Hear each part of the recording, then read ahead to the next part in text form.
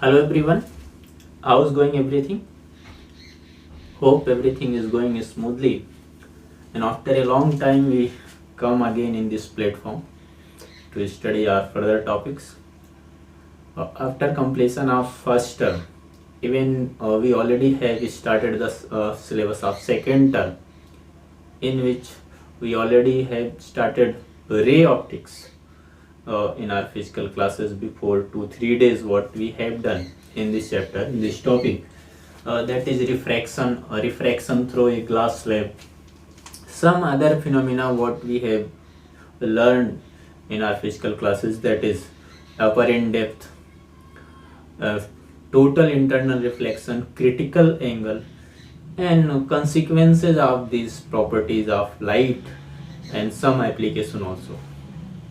Now, in order to study the ray optics further in the refraction of light, today we are going to study about a refraction through curved surface take place in curved surfaces, and on behalf of this information we will study about the refraction through lenses, even some important topics, that is lens maker formula, what is the main criteria to form a lens, and how the surrounding material or refractive index, which are material which are the surrounding a lens or optical instrument, affected the focal length. Basically we'll discuss what is the focal length and some other phenomena. So let us start the ray optics. In ray optics today, that is refraction through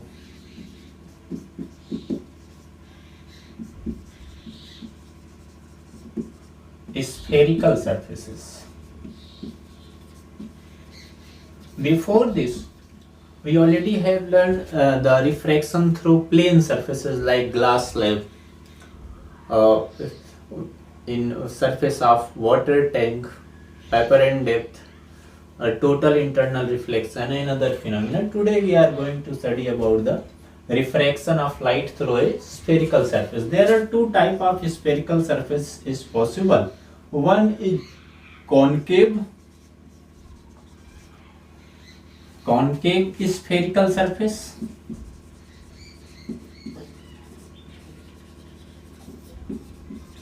and second one is convex spherical surface.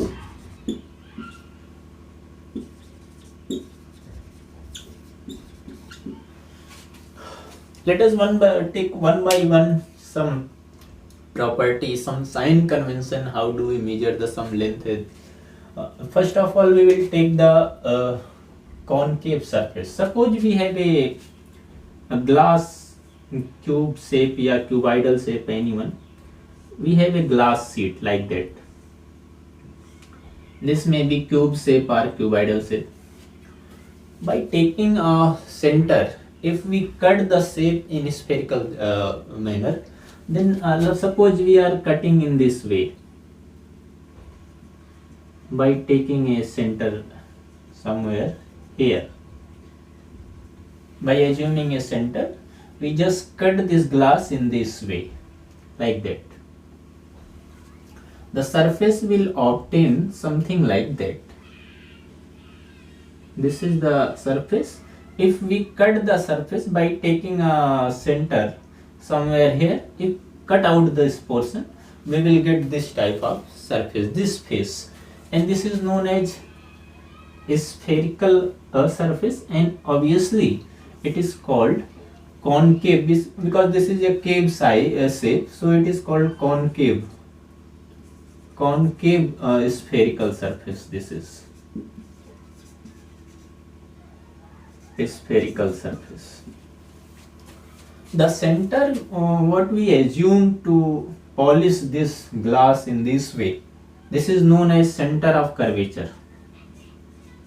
This is centre of curvature. जिस centre को मान के हमने इसको polish किया है इस fashion में, इसको हम क्या बोलते हैं? Centre of curvature.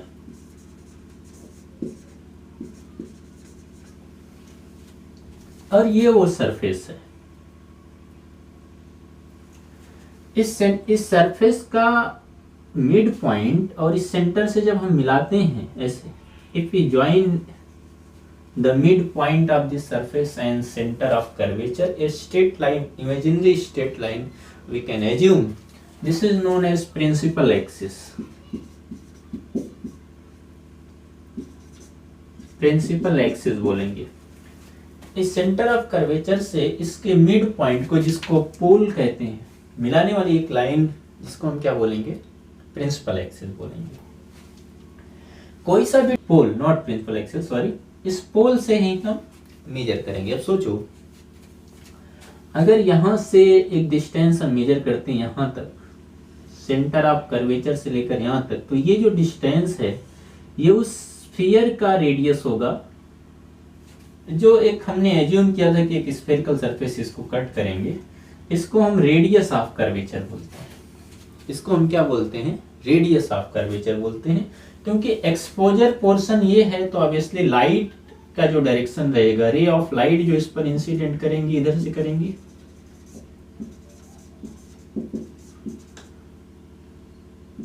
Exposure portion ये है, तो इस पे रिफ्रैक्शन देखना चाहते हैं तो लाइट कुछ ऐसे ही जाएंगे। और हम मेजर कैसे कर रहे हैं, ऐसे कर रहे हैं, तो इसके लिए साइन कन्वेंशन है, जो कुछ भी डिस्टेंस हम रे ऑफ लाइट के अलोंग मेजर करेंगे वो पॉजिटिव होगी, and opposite to the ray of light वो क्या लिया जाएगा, नेगेटिव लिया जाएगा। The all distance which are taken from along the ray of light, it will be positive, and the distance which are measured are taken opposite to the ray of light, it always taken as negative. This is the two main sign convention.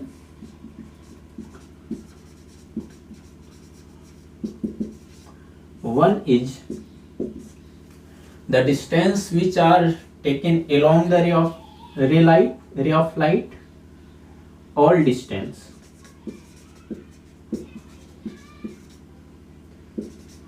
which are taken along the ray of light is positive, उसको हम positive लेंगे, and that of opposite in the ray of light is negative, and that of opposite to the ray of light is negative, उसको हम negative बोल देते हैं। जैसे example गेटन पर एक्सपोजर पोर्शन ये है, ऑब्वियसली लाइट ऐसे जाएगी। पोल से हम सेंटर ऑफ कर्वेचर तक की डिस्टेंस को हम क्या बोलते हैं, रेडियस ऑफ कर्वेचर बोलते हैं। This is radius of curvature. Concave surface के लिए रेडियस ऑफ कर्वेचर हम यहां से यहां तक मेजर करेंगे, लाइट ऐसे पड़ रही तो obviously it will B negative. Example जैसे हम लिख सकते हैं, radius of curvature for radius of curvature for concave surface is negative. क्यों लेंगे, क्योंकि लाइट ऐसे जा रही है और मेजर ऐसे कर रहा है। इसी तरह से same way, suppose we have one another glass cube shape or cuboid shape, a sheet of glass like that, and by taking a center here we polish the glass in this way,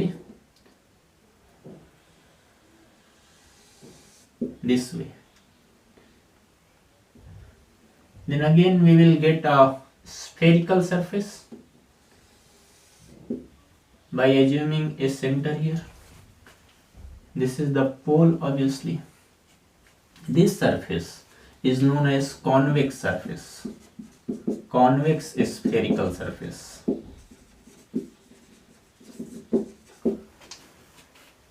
And if we join the line pole and center of curvature, this is C, this way. This is the principal axis. What I already have tell here. Principal axis. This is principal axis. This way. So there are two type of possible spherical surface. One is concave, another is convex. Same, the distance from the center to the pole pole to the center of curvature, this distance, we would say this is the radius of curvature of the surface. And if this is the exposure portion, यहाँ पर light incident करेगी तो direction of ray of light obviously यही हो जाएगी. और ये भी हम क्या कर रहे हैं, इसके along ही मेजर कर रहे हैं. पोल से हर डिस्टेंस पोल से मेजर की जाएगी. पोल से सेंटर ऑफ कर्वेचर की तरफ की डिस्टेंस मेजर कर रहे हैं, ऑब्वियसली इट विल पॉजिटिव. यहाँ के लिए आर क्या होगा, आर पॉजिटिव होगा. किसके लिए, for convex surface. Convex surface के लिए आर क्या लेंगे हम, पॉजिटिव लेंगे. इसके अलावा प्रिंसिपल एक्सिस के ऊपर की सारी डिस्टेंस पॉजिटिव ली जाएगी और प्रिंसिपल एक्सिस के नीचे की सारी डिस्टेंस नेगेटिव ली जाएगी. ऊपर इन द सेंस सपोज ये एक्स एक्सिस है तो ऊपर वाला पॉजिटिव एक वाई एक्सिस हो जाएगा और नीचे ऑब्वियसली नेगेटिव वाई एक्सिस होगा. ये नॉर्मल साइन कन्वेंशन है जिसको मान के हम लोग करेंगे. तो ये दो तरह के सरफेस हैं. एक क्या है कॉनकेव स्फेरिकल सरफेस, दूसरा क्या है कॉन्वेक्स स्फेरिकल सरफेस है. इन दोनों से हमको रिफ्रैक्शन देखना है. One of the surface I will take here, and second I will give you for homework to derive the refraction formula, and what will come we'll see. तो हम लोग एक एक करके देखते हैं. एक हम करेंगे, एक आपको करना होगा, कोई एक. तो चलते हैं, शुरू करते हैं. क्या, रिफ्रैक्शन थ्रू स्फेरिकल सरफेस.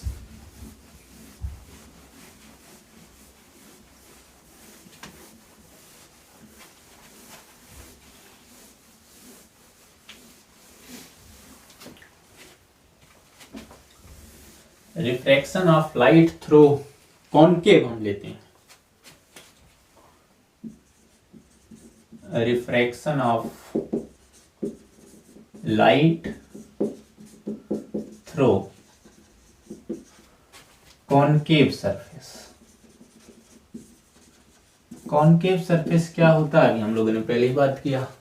उसका पोल क्या है, उसका सेंटर क्या है, सेंटर ऑफ कर्वेचर क्या है, उसका रेडियस ऑफ कर्वेचर है, क्या होना चाहिए, पॉजिटिव होना चाहिए, क्या निगेटिव होना चाहिए, ये हम लोगों ने बात कर लिया है. हम एक कोई कॉनकेव सरफेस लेते हैं. एक ग्लास शीट है, उसका इस तरह से पॉलिश कर दिया जाए ऐसे.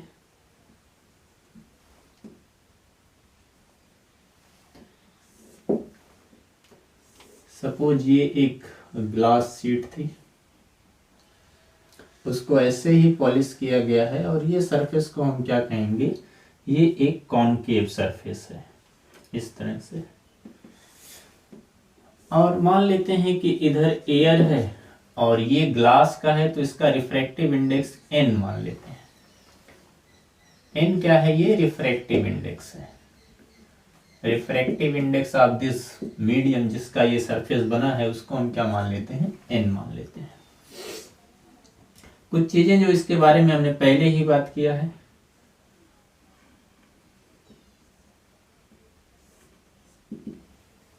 ये ग्लास का है. एक तो इस सरफेस का जो मिड पॉइंट होगा उसको हम पोल कहेंगे और सारी डिस्टेंस हम पोल से मेजर करेंगे. दूसरा, ये जो सरफेस पॉलिश किया गया है इस तरह से, इसको पॉलिश करने के लिए कोई सेंटर लिया गया होगा, जिस सेंटर को मान के हम एक स्फेरिकल पोर्शन इस ग्लास शीट से कट करके निकाले होंगे या पॉलिश किए होंगे, इस तरह की बातें होंगी. तो हम मानते हैं कि वो सेंटर ये है जिसको ये मान के इसको ऐसे ही कट किया गया. तो ये क्या होता है, सेंटर ऑफ कर्वेचर. और ये क्या है, इसका मिड पॉइंट पोल है. एक लाइन जो इस सेंटर ऑफ कर्वेचर और पोल को मिलाएगी उसको हमने पहले ही कहा कि ये क्या होता है, प्रिंसिपल एक्सिस होता है कि नहीं. पिछले अभी थोड़े टाइम पहले इसको हम लोगों ने बात किया. This is principal axis. ये ऐसा है.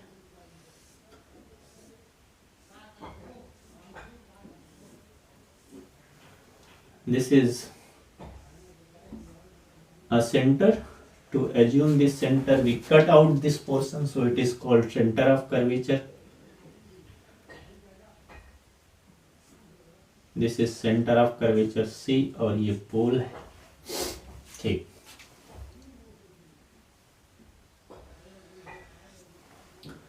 Suppose a point size, some assumption is there to to study the refraction through curved surface as a spherical surface. First, one thing, object should be point size.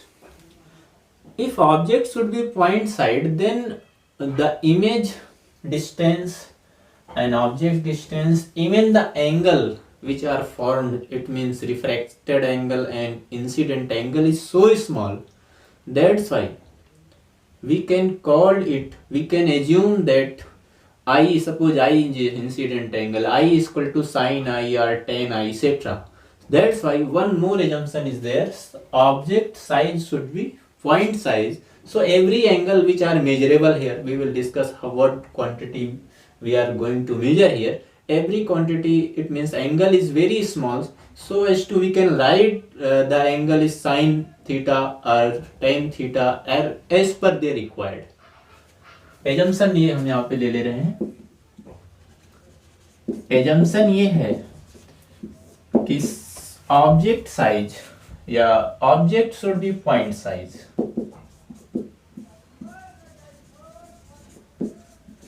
Point size, ये point size लेंगे so that every angle, जो भी angle बनेगा, every angle जिसको हम major करेंगे is very small, ये बहुत छोटा होना चाहिए. और छोटा होगा तो हम इसके लिए i equal to sine I या r equal to sine R या alpha equal to tan alpha या साइन अल्फा, इस तरह जैसा रिक्वायरमेंट होगा वैसा हम लिख पाएंगे. सपोज यहाँ पर हम मानते कि एक ऑब्जेक्ट है ओ ऑब्जेक्ट है, इसकी लोकेशन है O और ये पॉइंट साइज है. और यहाँ पर एक कोई पॉइंट ले ली जहां पर हम रिफ्लेक्शन देखना चाहते हैं. ऐसे ये एक पॉइंट है, यहां से इससे एक रे ऑफ लाइट इंसिडेंट होती है. ऐसे सेंटर ऑफ कर्वेचर से जो ये लाइन मिलाएंगे वो रेडियस ऑफ कर्वेचर होगा. नॉर्मल भी वही होगा क्योंकि कर्व पर सेंटर से कोई लाइन क्या होती है, हमेशा परपेंडिकुलर होती है, आप जानते हैं. तो यहां से एक लाइन ऐसे, इसको हम अगर सेंटर ऑफ कर्वेचर से मिलाएं, इसको ऐसे डॉटेड लाइन से रिप्रेजेंट करते हैं ऐसे, तो ये बेसिकली इस पॉइंट का नॉर्मल हो जाएगा. और हम देखेंगे, हम क्या देखेंगे कि ये जो लाइट इस पर इंसिडेंट की है वो बेसिकली आई, एंगल आई होगी. यहां पर क्या है, डेंसर मीडियम है, ये रेयर मीडियम है. तो यहां से जब लाइट इस मीडियम में जाएगी तो नॉर्मल की तरफ थोड़ा सा बेंट हो जाएगी रिफ्रैक्शन के रूल से, रिफ्रैक्शन के लॉ के अकॉर्डिंग. नॉर्मल इसका पाथ क्या था, कुछ इस तरह से था, ऐसे चली जाती वो, लेकिन ऐसा ना जाके बल्कि ये क्या हुई है, थोड़ा सा नॉर्मल की तरफ ये बेंट हो गई है ऐसे. और इसको हम अगर रिट्रेस करते हैं, पीछे बढ़ाते हैं, क्योंकि ये क्या होगा, इस तरह से चली जाएगी लाइट, और एक लाइट जो यहाँ से ऐसे चली जाएगी प्रिंसिपल एक्सिस के अलॉन्ग सीधी चली जाएगी, तो इमेज कहीं नहीं बन रहा है. यहाँ पर इमेज क्या होगा, वर्चुअल इमेज बनेगा, क्योंकि इसको हम रिट्रेस कर रहे हैं, ऐसे पीछे की तरफ बढ़ा रहे हैं ऐसा. तो कहीं पर मिलेगी इसी प्रिंसिपल एक्सिस पर, क्योंकि एक रे ऑफ लाइट इधर से जा रही थी, इसको हमने रिट्रेस किया, तो जहां पर मिलेगी वही क्या होगा, इमेज हो जाएगा. फिर से देख लीजिए, एक रे ऑफ लाइट O, मान लो ये पॉइंट N है, ON पर इंसिडेंट करती है, इस पॉइंट N पॉइंट पर. C से N तक, CN क्या है, एक नॉर्मल है, आगे डेंसर मीडियम है तो नॉर्मल की तरफ थोड़ा बेंट हो जाएगी, और बेंट होके वो कुछ इसके अलॉन्ग जाएगी ऐसे. और एक रे ऑफ लाइट आप देखो तो यहाँ से ऐसे जाएगी, कभी मिलेंगी नहीं. तो हम इसको रिट्रेस पीछे की तरफ बढ़ाते हैं और इसको भी पीछे की तरफ देखते हैं, तो यहाँ पर मिल रही है, और ये क्या होगा, इसका एक वर्चुअल इमेज बनेगा. ठीक, कुछ चीजें हम मानते हैं, हम कहते हैं कि ये जो प्रिंसिपल एक्सिस से इंसिडेंट रे ने एंगल बनाया, ये मान लो अल्फा है, जो रिफ्रैक्टेड एंगल रिट्रेस किया गया इसको मान लो बीटा है, और जो नॉर्मल ने बनाया इसको मान लो गामा है. ऐसा, ये वाला एंगल अल्फा, ये बीटा, ये गामा, ये वो पॉइंट है. ये जो एंगल है ये क्या है, एंगल आई है. नॉर्मल पर जो रे ऑफ लाइट इंसिडेंट करती है उसको हम इंसिडेंट एंगल बोलते हैं, और क्योंकि इसको हमने रीट्रेस किया है इस रे को, तो एक तरह से ये रिफ्रैक्टेड रे है बेसिकली। ये वाली रे क्या है? रिफ्रैक्टेड रे है। और ये जो नॉर्मल से बनाएगी ये कौन सा एंगल होता है? आर होता है, क्योंकि ये वाला एंगल क्या हो जाएगा? आर हो जाएगा। ये गामा है और ये आर है, डिफरेंस समझना है। रिफ्रैक्शन के बाद जो नॉर्मल से बनेगा वो आर, इंसिडेंट एंगल ये वाला जो पूरा एंगल है वो आई है। तो आई थिंक फिगर समझ में आ रहा होगा। अब इसमें कुछ चीजें हम देखो ध्यान से, कुछ चीजें लिखते हैं। एक ये है कि पोल से लेकर सेंटर ऑफ कर्वेचर तक की जो डिस्टेंस है, the distance from pole to centre of curvature, इसको हम रेडियस ऑफ कर्वेचर बोलते हैं, आर से रिप्रेजेंट करते हैं।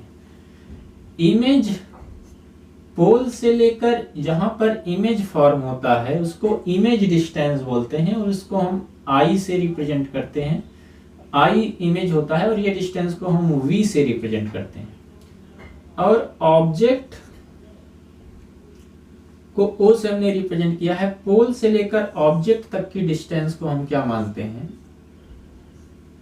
ऑब्जेक्ट डिस्टेंस बोलते हैं, और उसको यू से रिप्रेजेंट किया जाता है।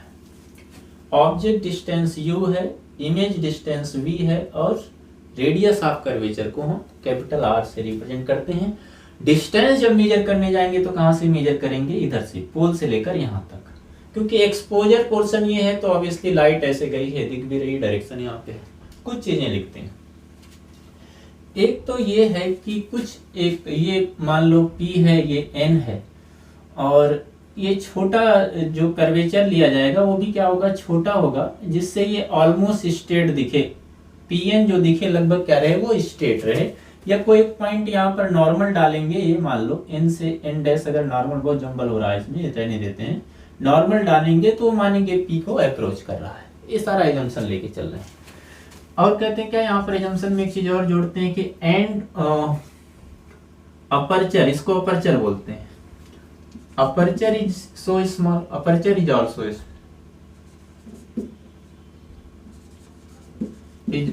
स्मॉल, ये भी छोटा रहना चाहिए, जिससे ये सारी चीजें, ये हम लगभग स्ट्रेट मान ले रहे हैं। यहाँ पर ये एंगल गामा है, ये जो यहाँ से एक नॉर्मल ड्रॉप करेंगे एन डैश लगभग पी को अप्रोच करेगा, इसलिए। तो देखो एक चीज ये लिखते हैं कि गामा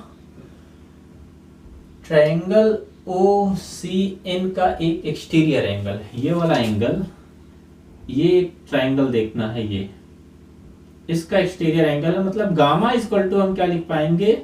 ये वाला angle plus alpha.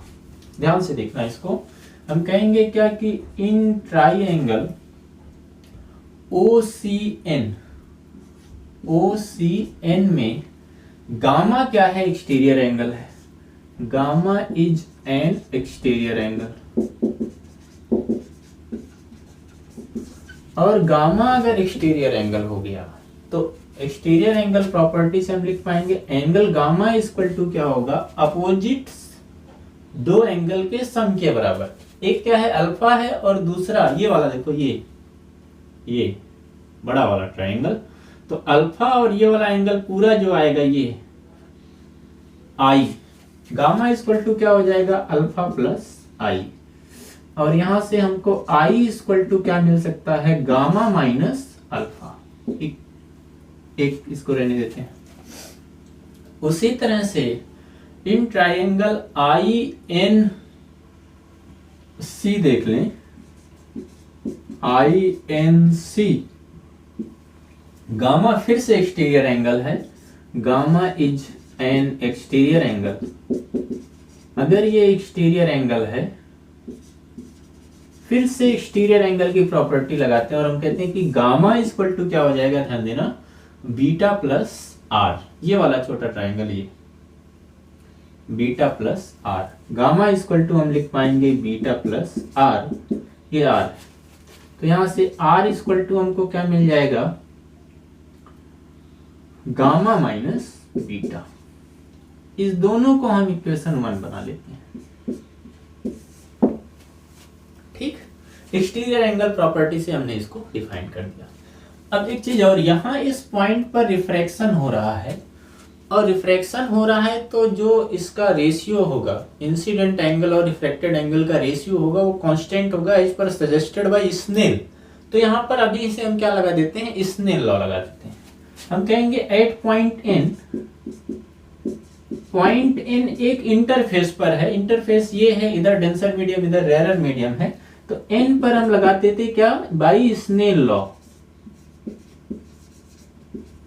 Snail law जब हम लगाएंगे तो हम लिखेंगे कि sine I upon sine R equal to refractive index of second medium, it means N with respect to refractive index of first medium है, जहां से रे ऑफ लाइट गई है, इसको एयर का रिफ्रैक्टिव इंडेक्स 1 लिया जाता है तो 1 मान लेते हैं, n बाई 1 यानी n। और स्टार्टिंग में हमने कहा था कि ऑब्जेक्ट का साइज पॉइंट साइज होगा, जिससे साइन आई को हम आई लिख पाएंगे, साइन आर को आर लिख पाएंगे, अल्फा को टेन अल्फा या साइन अल्फा, इस तरह जैसा रिक्वायर्ड रहेगा वैसा हम लिख पाएंगे। तो यहाँ पर साइन आई लगभग आई लिख देता हूँ, साइन आर लगभग आर लिख देता हूँ, या इस इक्वेशन को ऐसे कर देता हूँ कि I by R equal to N, या यहां से लिख देता हूं I equal to N R. ये इक्वेशन 2 बना देते हैं। और एक इक्वेशन 2 में फर्स्ट से वैल्यू लाके पुट कर देते हैं। हम कहते हैं क्या, हम कहते हैं from first and second, first और सेकेंड से आई की वैल्यू क्या है, गामा माइनस अल्फा है, आई की जगह पर गामा माइनस अल्फा रख दिया, इक्वल टू एन, और आर की वैल्यू क्या है, गामा माइनस बीटा है, तो आर की वैल्यू गामा माइनस बीटा रख देते हैं, गामा माइनस बीटा, और हमको मिलेगा gamma minus alpha equal to N gamma minus N beta. Gamma एक साइड कर देते हैं, हमारे पास मिलेगा minus alpha plus N beta equal to gamma common कर लेंगे, ये वाला उधर जाएगा तो माइनस हो जाएगा गामा एन माइनस 1। इक्वेशन 3। ठीक, हमने क्या किया, हमने यही किया कि फर्स्ट से जो आई और आर की वैल्यू निकाली थी इस सेकंड में रख दिया, और इस तरह का इक्वेशन हमको मिलेगा minus alpha plus N into beta equal to gamma into N minus 1, where N क्या है, इस मीडियम का रिफ्रैक्टिव इंडेक्स है विद रिस्पेक्ट टू सराउंडिंग, जहां से रे ऑफ लाइट गई। ठीक, इतना बात आई थिंक समझ में आ रही होगी, इतना नोट करो, और इसको मैं रफ करूंगा क्योंकि और वैल्यू यहां से निकालनी है, तो मैं इसको रफ करूंगा, सिर्फ वो इक्वेशन रहने देता हूं।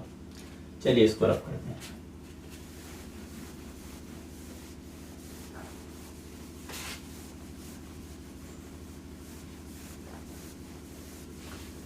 अब हमको अगर अल्फा बीटा गामा की वैल्यू मिल जाए तो वहां पे पुट कर देंगे, क्योंकि हमको क्या पता, हमको पता है कि आर क्या होता है, वी क्या पता होता है, यू क्या पता है।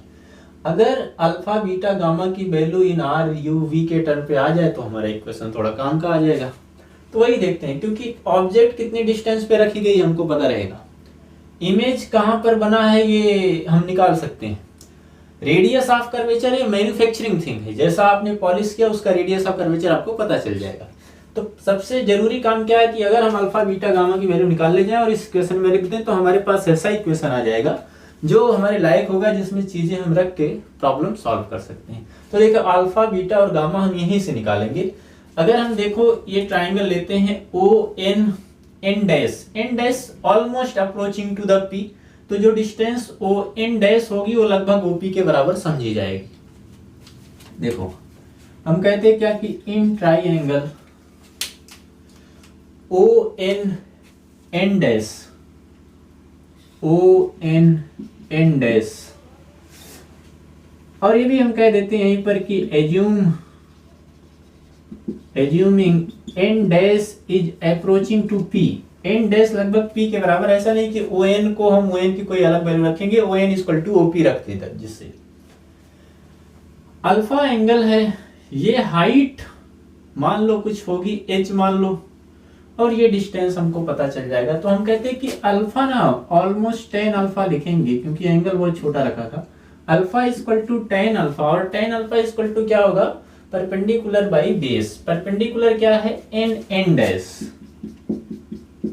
और बेस क्या हो जाएगा, देखना ध्यान देना, बेस क्या हो जाएगा, ओ एन डैश हो जाएगा।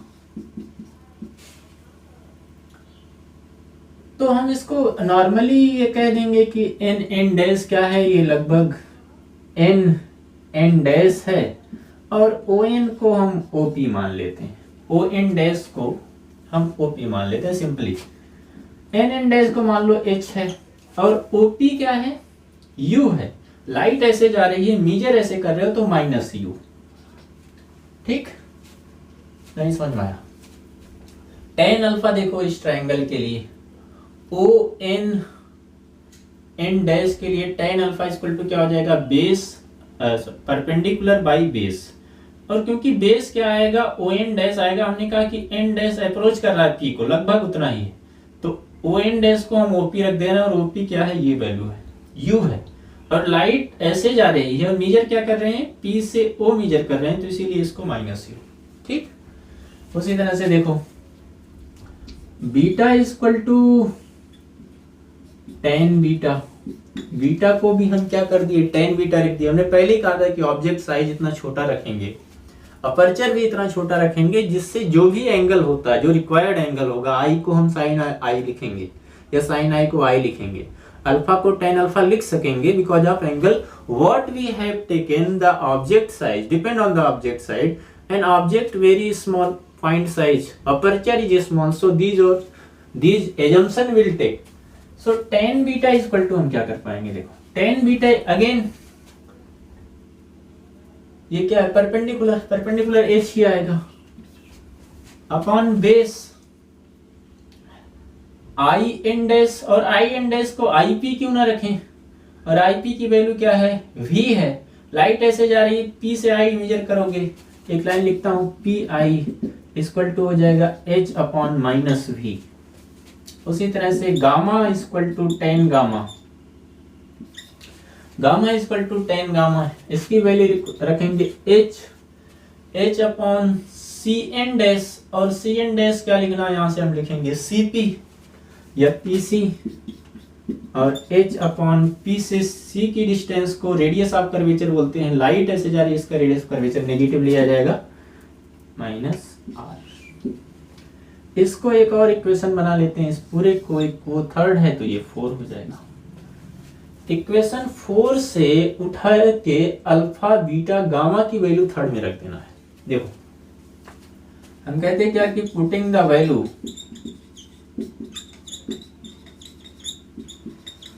Of alpha beta and gamma from 4 in third. 4 वाले इक्वेशन से अल्फा बीटा गामा की वैल्यू उठा के इस थर्ड में रख देना है। देखो थर्ड क्या है, माइनस अल्फा, माइनस अल्फा यहां पर क्या है, h बाई माइनस यू है, चलो h by minus U plus N beta, N और बीटा की वैल्यू हमारे पास h अपॉन माइनस वी है, h by minus V equal to gamma की वैल्यू रखना है n minus one into gamma, और गामा की वैल्यू हमारे पास क्या है, h बाई माइनस आर। ये हमने रख दिया इसको, h सब में है पूरे इक्वेशन में, h और निगेटिव साइन कॉमन करके सबको कैंसिल कर देते हैं। माइनस h पहले तो h कैंसिल हो जाएगा, तो देखो हमारे पास क्या मिलेगा, ये मिल जाएगा हमारे पास, ये माइनस माइनस प्लस हो जाएगा, एक लाइन लिखता हूं ध्यान देना, h बाई यू, और ये हो जाएगा minus N H by V, और इधर हमको मिलेगा क्या, N minus one into H upon minus R. H common करके कैंसिल कर देते हैं, माइनस साइन भी कॉमन कर लेते हैं, और माइनस साइन कॉमन करके कैंसिल करेंगे तो देखो माइनस से पूरे में मल्टीप्लाई कर देते हैं, माइनस मल्टीप्लाई करेंगे तो ये 1 बाई यू बचेगा, और ये बचेगा माइनस एन बाई वी, ये प्लस हो जाएगा एन बाई वी। तो ध्यान देना ये प्लस हो जाएगा, यहां लिखता हूं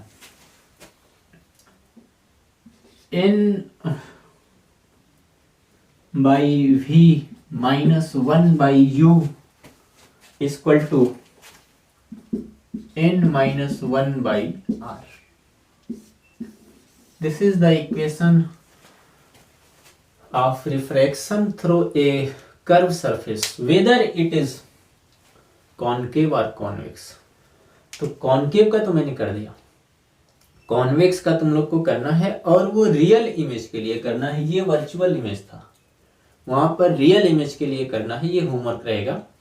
चलो मान लो थोड़ी देर के लिए अगर यहाँ पर एयर मीडियम नहीं है, यहाँ पर क्या है, यहाँ पर तो ग्लास है जिसका रिफ्रैक्टिव इंडेक्स n है और यहाँ एयर ना रह के बल्कि इस पूरे सिस्टम को पानी में ले जाके डाल दिया गया।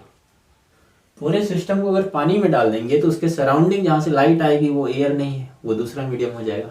तो मान लेते हैं कि एक इधर ऐसा मीडियम है जिसका रिफ्रैक्टिव इंडेक्स n1 है और ये जो ग्लास है इसका रिफ्रैक्टिव इंडेक्स मान लेते हैं n2 है। अगर ये किसके लिए है, ये एयर के लिए है। If spherical surface of refractive index n is in air, अगर ये स्फेरिकल सरफेस क्या है जिसका रिफ्रैक्टिव इंडेक्स n है उसको एयर में रखा गया है, तब के लिए एक इक्वेशन है। लेकिन just imagine a situation in entire setup is put in the water, तो इधर का मीडियम एयर नहीं रह जाएगा, कोई दूसरा में उसका रिफ्रैक्टिव इंडेक्स आएगा। हम मान लेते हैं वो रिफ्रैक्टिव इंडेक्स n1 है और ये जो ग्लास है इसका रिफ्रैक्टिव इंडेक्स मान लेते हैं n2 है। अगर ऐसा है, ये n1 है ये n2 है, तो हम इस इक्वेशन को कैसे लिखेंगे? कुछ चेंज ही नहीं करना है, बस ये ध्यान रखो कि पहले 1 था अब भी 1 हो जाए किसी तरह से, और जो अप्लाई करो दोनों अप्लाई कर दो। तो देखो हमने क्या किया, मान लो ये पहले 1 था अभी 1 कैसे हो सकता है कि अगर हम इसको n1 से और इसको दोनों को n1 से डिवाइड कर दें, तो देखो यहाँ पर कोई अगर मीडियम आ गया तो उस मीडियम का जिसका रिफ्रैक्टिव इंडेक्स क्या है, रिफ्रैक्टिव इंडेक्स उसका n1 है, तो इसके लिए हम क्या लिखते हैं, हम कहते हैं एक काम करो n1 को n1 से डिवाइड कर दो। n1 को n1 से डिवाइड करोगे 1 आ जाएगा, इसको भी n1 से डिवाइड करो तो n के बजाय क्या लिखोगे n2/n1 और n1 1 के बजाय क्या हो गया, ऐसा हो गया। तो वहां पर जो n रखा है उसी की जगह पर हमको बस एक चेंज करना होगा n2/n1, बाकी जहां 1 हमने ला लिया है जैसे हमको लाना था। तो हम कहते हैं कि इफ कर्व सरफेस या स्फेरिकल सरफेस कोई सा भी हो, वेदर इट इज कॉन्वेक्स और concave, if spherical surface is placed in a medium spherical surface of refractive index, यहीं पर चेंज कर देते हैं, if spherical surface of refractive index n2 is placed in a medium of refractive index n1। अगर ऐसा करते हैं तो हम क्या करेंगे, हम इतना ही चेंज करेंगे, n के जगह पर n2/n1 रख देंगे, बाकी इक्वेशन वही रहेगा। तो देखो n के जगह पे हम क्या रख दिए, n2/n1 upon v -1/u equal to n के जगह पर n2/n1 -1/r। ये वाला रफ करेंगे।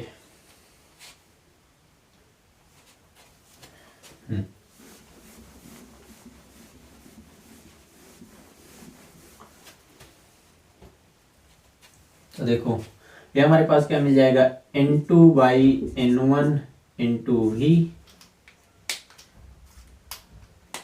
-1/u equal to n2 - n1 upon n1 into r।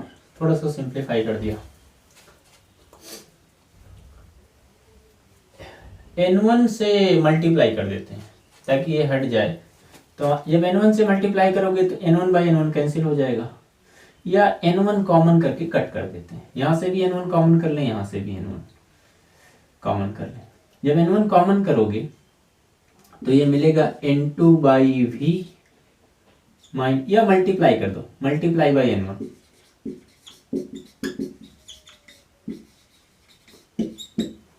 n2/v, n1 cancel हो जाएगा, minus n1/u equal to n2 - n1/r, जैसा कि एनसीईआरटी में लिखा है।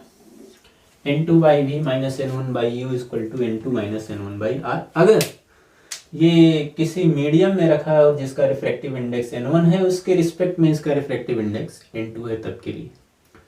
तो यहाँ तक सब लोग पढ़ेंगे। इसका दूसरा portion refraction through convex spherical surface करके लाना है, सबको करना है।